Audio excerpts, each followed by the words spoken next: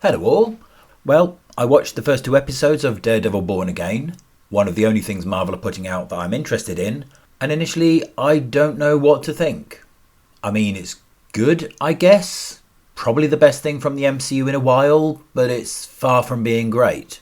I really wanted to like it, but it feels like someone doing a version of the Netflix show who doesn't quite get the Netflix show.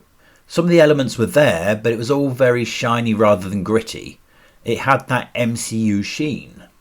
It also kept having these flashes of the city like it was a noughties police procedural, and to be honest, they became kind of annoying and felt like padding, much like the BB podcast stuff.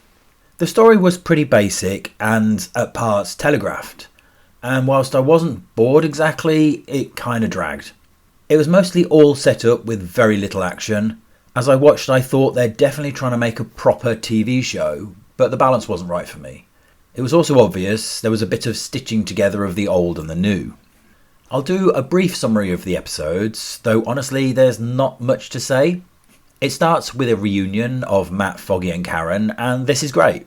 There's a naturalness to the acting and each of them have charisma in spades, as they seamlessly bounce off each other. Sadly, that makes the rest of the show look weak by comparison. Tragedy strikes and Matt dons his suit, with a resulting fight that I didn't think was that well choreographed and relied on quirky visual tricks.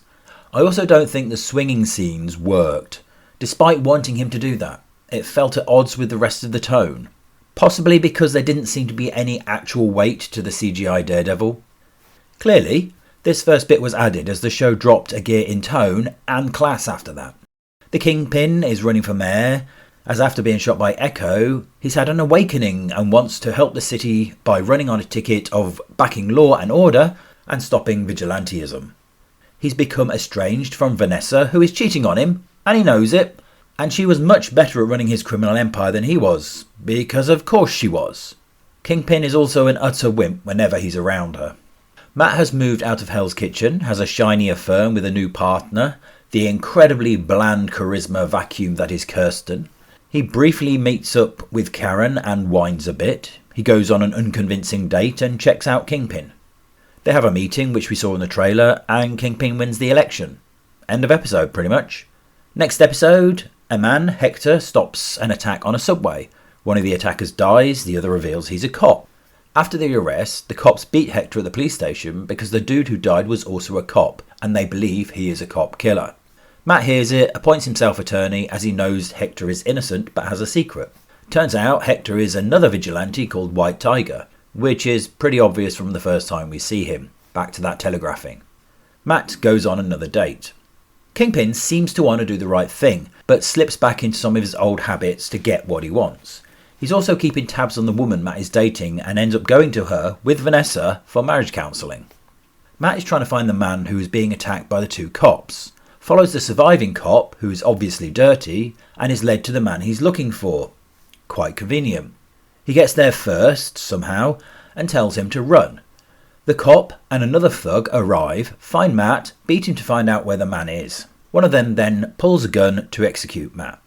Matt obviously retaliates at this point, and it looks like he kills the cop, because that dude ain't getting up from what happened.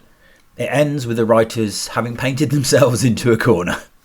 There are highlights. The beginning with the original three together is nice, not just from a nostalgia perspective, but because of the interactions. They feel like real people with history.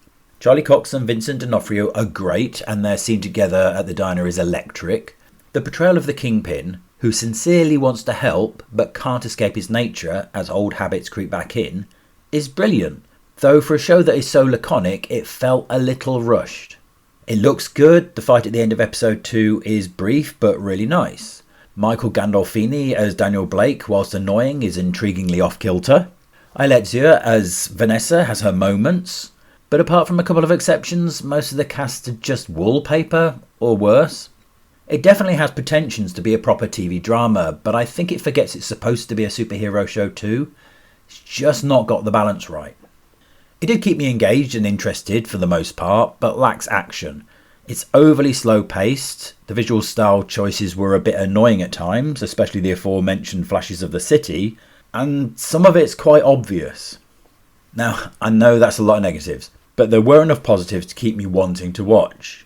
But it really does need to ramp up. So what did you all think on this one? Did you enjoy it and think I'm way off, or did you also walk away kind of unconvinced? Thanks for watching. Please like and subscribe if you've enjoyed the video. Until next time, peace out.